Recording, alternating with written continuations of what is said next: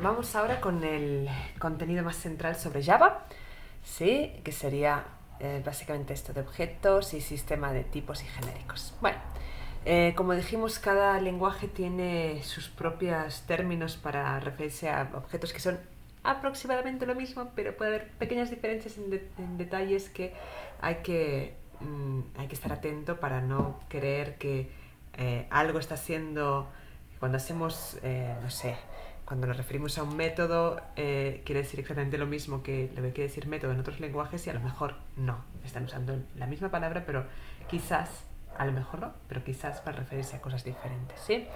¿Qué quiere decir? Bueno, vamos a ver la terminología que se usa en Java para los conceptos propios de objetos. Clase y objeto se usan de forma muy parecida en todos los lenguajes.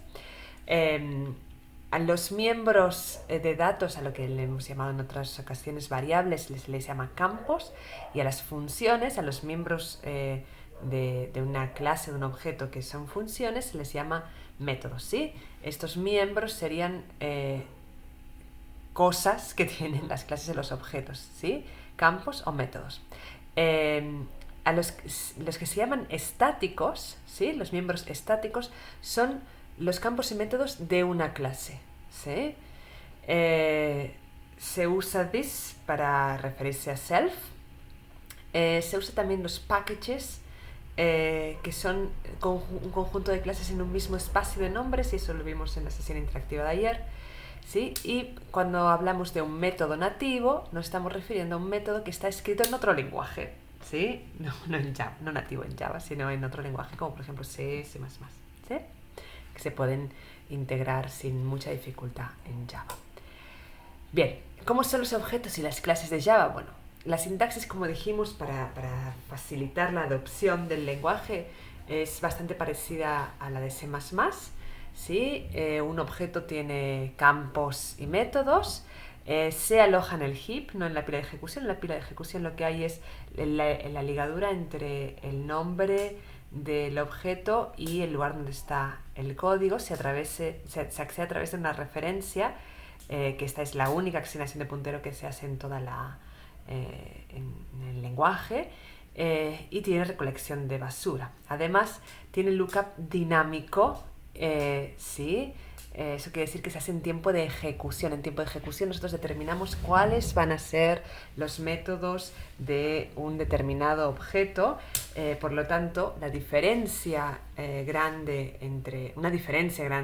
a nivel de eficiencia entre C++ y Java es que en C++ por defecto se hace lookup estático, es decir, por defecto los métodos son no virtuales, ¿sí? Mientras que en Java por defecto los métodos son virtuales con lookup en una estructura de datos, que el equivalente a lo que en C++ sería la virtual table, pero en Java, ¿sí? Esto es bastante parecido a otros lenguajes, como por ejemplo Smalltalk. Sin embargo, el tipado es estático, más eficiente que en Smalltalk, donde también se hace en tiempo de ejecución para favorecer la flexibilidad. En Java el tipado es estático, lo cual ahorra un poco de tiempo en tiempo de ejecución, pero el lookup es dinámico, lo cual hace que en tiempo de ejecución haya más consultas a estructuras de datos que van a estar guardando los punteros a las funciones que efectivamente se van a usar y que no se pueden determinar en tiempo de compilación. Sí, eso, junto con las interfaces que también van a ser consultas a estructuras de datos en tiempo de ejecución, hace que Java sea más lento en tiempo de ejecución, menos eficiente que C++. ¿Cómo se escribe la clase punto? Pues así, muy parecido a cómo sería en C++, un poquito menos verboso, ¿sí? Tenemos, por ejemplo, esta X que es privada, tenemos un protegido que es el acceso de escritura a esta variable X que es privada de la clase, un acceso de lectura que es público también a esta X, ¿sí? Y el constructor, que es esto de acá, ¿sí? El constructor, que es esa partecita que se ejecuta sí o sí en el momento en que yo instancio un objeto, es decir, en que ejecuto el código de la clase para crear un nuevo objeto. Java garantiza la llamada al constructor para cada objeto, ¿sí? Para eso lo que se hace es alojar memoria y llamar al constructor para inicializar la memoria. Por ejemplo, en este caso, lo que hacemos es asignar a esta variable x, que es la privada de punto, el valor que se pasa por parámetro a este argumento que tiene la clase punto, ¿sí? Los campos estáticos de esta clase, los campos estáticos que recuerden que querían decir los campos de clase, se inicializan en tiempo de carga. Bueno, hemos dicho que tiene garbage collection. Eso quiere decir que cuando hay un objeto que ya no se va a usar más, la parte de la memoria donde se estaba alojando ese objeto, esa parte de la memoria que estaba ocupando, que no es en la pila, sino que es en el heap, se desaloja, se libera, se hace un free, digamos, automáticamente, ¿sí? No existe una instrucción de free explícita que maneje el programador. Pero tampoco sabemos, como esto es automático, además de ser automático es invisible, no sabemos cuándo se va a ejecutar efectivamente el garbage collection, ¿sí? Entonces, bueno, por ahí nosotros pensamos que hay algo que ya se desalojó y en realidad no se desalojó, aunque créanme que los algoritmos de garbage collection son muy eficientes. Cuando hay problemas de eficiencia, yo no se los achacaría al garbage collector porque en general suelen ser muy eficientes. Sí, hay garbage collection desde en tiempos muy tempranos de la computación, así que han tenido mucho tiempo de mejorarlos. Vamos a ver si llegamos a explicar un poquito de garbage collection, ¿sí? Bueno, ¿qué pasa? Seguramente habrán pensado, ¿qué pasa si desalojo un objeto que resulta que tiene algún recurso, ¿sí? Tiene un lock o tiene un archivo abierto o algo así. Bueno, el garbage collector siempre, antes de desalojar un objeto de la memoria, hace finalize. Finalize es un método, que ya vamos a leer algún articulillo por ahí del Stack Overflow, es un método que nos permite liberar todos los recursos que tiene un objeto antes de hacerle de desalojarlo, ¿sí? Ya vamos a leer un poquito en Stack Overflow para profundizar sobre este finalize. Java, como todo lenguaje orientado a objeto moderno, tiene encapsulación.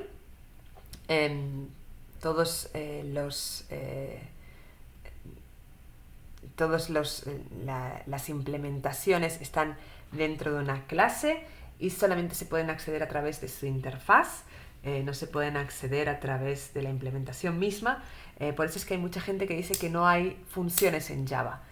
No se puede ejecutar una función directamente, sino que siempre tiene que ser a través de la interfaz de un objeto, ¿sí? No podemos entrar a la implementación de una clase y ejecutar una función, ¿sí? Todas las clases tienen sus campos, sus métodos, pero además todas las clases pertenecen también a un package que vamos a ver que es un nivel de visibilidad extra que añade Java por encima de lo que había hecho en C++ y que tiene que ver con una sistematización de namespaces que ya apuntábamos en la clase interactiva de ayer, ¿sí? Entonces, ¿cuáles son las distinciones de visibilidad que hay en Java? Bueno, tenemos public, ¿sí? Que es como en prácticamente todos los lenguajes, que se refiere a algo que es accesible desde cualquier lado, algo muy parecido a una variable global. Private, que se refiere a cosas que son solamente de esa clase. Protected, que tiene un significado muy parecido al de C++. Vamos a ver algún articulito en Stack Overflow sobre esto también. Protected, que se refiere a una clase y sus hijas, y package, que es un nivel de visibilidad, ¿sí? O una región de visibilidad más que nivel, distinto a los anteriores, sobre todo por el hecho de que es ortogonal a la jerarquía de clases, ¿sí?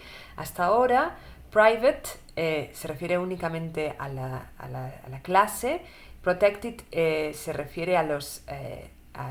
viaja por la jerarquía de clases, mientras que package puede cortar la jerarquía de clases ortogonalmente, ¿sí? Las cosas que están en un determinado paquete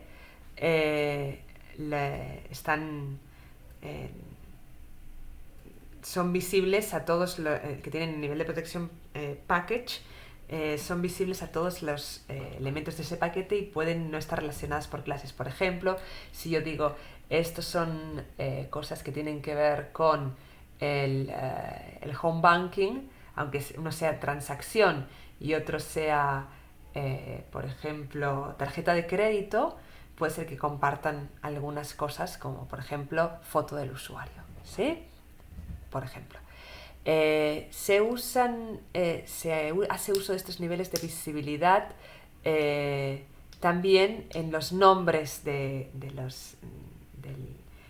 las funciones. Cuando llamamos a alguna función o algún método o algún campo, podemos referirnos a ese método, a ese campo, con sus apellidos, además de su nombre, de la misma forma que ya lo habíamos hecho en C++, ¿sí? Podemos referirnos a la clase y también a su package como segundo apellido, ¿sí? Y de ahí derivan los namespaces, o bueno, están en relación muy cercana a los namespaces que ya nos hemos referido anteriormente, y vamos a volver a ver un poquito, ¿sí? Bien. La herencia es muy semejante a como es en Smalltalk y en C++. Las subclases heredan de las superclases, pero solamente hay herencia simple, porque ya se vio en C++ que era un demasiado problema para el poco beneficio que traía la herencia múltiple. Para simular herencia múltiple o para aproximar la expresividad que otorga la herencia múltiple, lo que hace Java es proveer interfaces, ¿sí? Las interfaces, como ya hemos dicho, son clases donde hay métodos, pero esos métodos no están implementados, son solamente los nombres de esos métodos, y eso garantiza conformidad al sistema de objetos, pero evita name clashes porque aunque haya dos nombres, se herede el nombre de un método de dos o más clases, ¿sí? Solo una de ellas puede ser una clase con implementación, el resto de clases tienen que ser sí o sí interfaces, ¿sí? Y eso evita name clashes, ¿sí? Porque no hay que elegir una implementación, hay una sola. Además de eso, Java tiene algunas características adicionales, como las clases y los métodos finales, que son clases y métodos que no se pueden heredar. ¿Para qué ser? Ahí vamos a ver esto, ¿no? Un poco más. Vamos a una subclase de ejemplo, ¿sí? El punto coloreado, que extiende punto, ¿sí? Extender es la forma de heredar, solamente se puede extender de una clase si se implementan interfaces, lo que se usa la palabra clave implements, y ahí un número ilimitado de interfaces, ¿sí? Esto es la clase colorPoint, tiene todos los métodos y campos de point, y además tiene estos métodos y campos adicionales que tienen que ver con color, ¿sí? Un setter y un getter. Y tenemos también el constructor, que fíjense que también llama, como habíamos visto en otros casos, al constructor de su madre, ¿sí? Y asigna el valor del parámetro color a ¿cómo se llama esto? Al campo C, ¿sí? Bien. Todas las clases en Java extienden de otras clases. No hay uno no hace una clase primitiva, sino que sí o sí todas tienen que extender de otra, porque lo que el lenguaje provee es la clase madre de todas las clases, que es la superclase object, ¿sí? Si yo quiero crear una clase que no herede de ninguna, de la que seguro que hereda es de object. ¿Sí? No se pueden hacer clases que no hereden de ninguna clase. Entonces, ¿qué métodos trae consigo la clase object? Que los van a heredar todos los objetos, todas las clases que yo creé en Java. Bueno, el método getClass que devuelve la clase del objeto, el método toString que devuelve una representación en string del objeto, por si la queremos imprimir o lo que sea, la equivalencia, ¿sí?, de objetos, un hashcode, un método para duplicar un objeto, tiene también algunos métodos para concurrencia, como esperar, notificar y notificar a todos, ¿sí?, que son cosas que tienen que ver con tomar logs y soltar logs. Y finalmente el finalize, que hemos dicho que es soltar lo que usa el garbage collector para que un objeto suelte todos los recursos que pueda tener, incluyendo logs, ¿sí? Java garantiza llamada constructor para cada objeto, ¿sí? Hemos visto que también que esto es una propiedad bastante común en los lenguajes orientados a objetos. Y el constructor de una subclase tiene que llamar al constructor de la superclase.